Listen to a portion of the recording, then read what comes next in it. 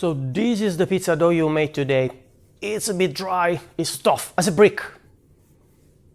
And this is the one you made last week, so sticky.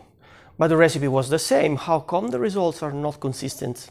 Well, after 14 years working in the pizzeria, it's not too hard for me to see where home bakers might have made the mistake. You're measuring flour with cups, aren't you? Remember that volumetry can be deceitful, so you will hardly measure the exact same amount every time. But there's something, most likely you already have it, that makes the problem disappear. It's the first of the 5 inexpensive tools I will mention in this video. A scale! No, not this one. A cheap kitchen scale is your best friend. Not rocket science, it's the simple compass that will put you in the direction of consistency.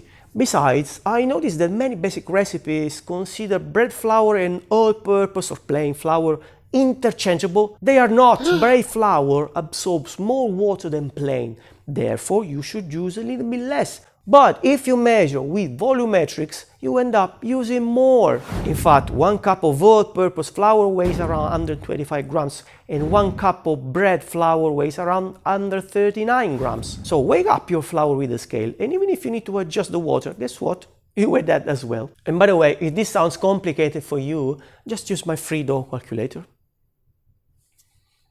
Okay, let's say you weigh your flour, that's great, but if you're not careful about the next step, you might make the most important ingredient completely inactive and ruin your dough before you even start.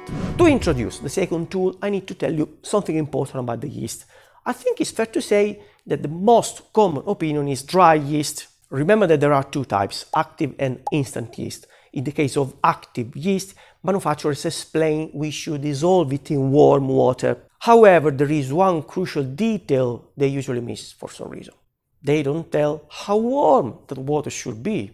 Yeast is happy and active between 20 and 40 degrees Celsius, quite a wide range. If you go above this comfort zone, you might harm the yeast, it becomes less and less active, and when you reach 55 degrees Celsius, you kill it completely. This is valid for any yeast, including instant. Unlike active yeast, the instructions never mention dissolving it in water, but I know for a fact that many people actually do it, including me. Now, most home bakers use warm water from the tap. Therefore, the risk of pushing it over 55 degrees is high. If you do it, your dough will not rise. And if it ever happened to you, leave a comment and I will tell you the simple trick to save it. This is why my second essential tool is this cheap probe thermometer.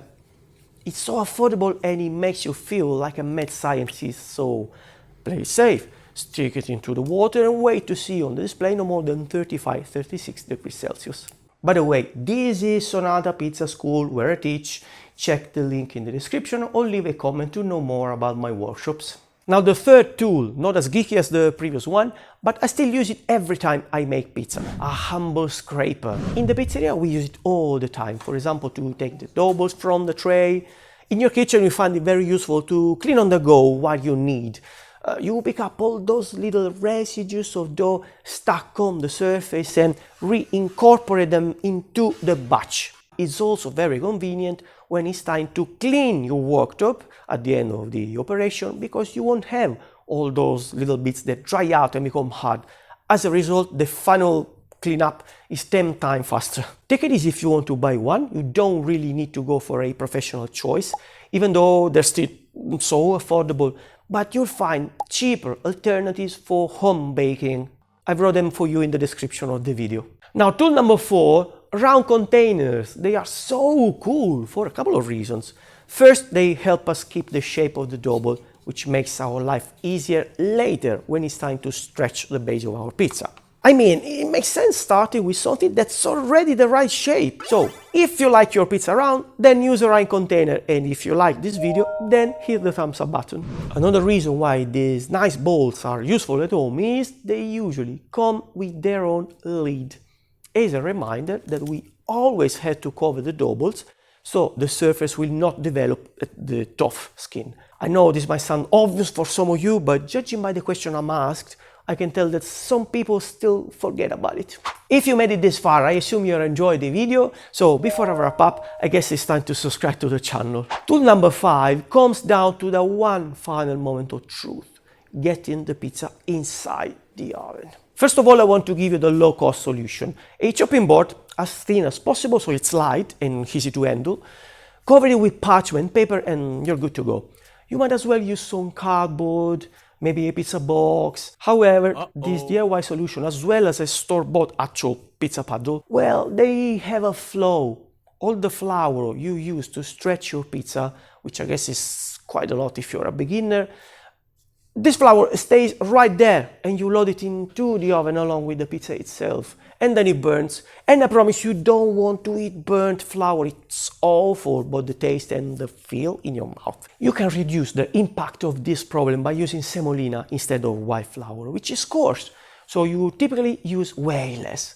But the ultimate method is to use the last tool of this list, number 5, a perforated peel. It's a bit more expensive compared to the previous 4, but we're still talking about 20-25 pounds, by the way.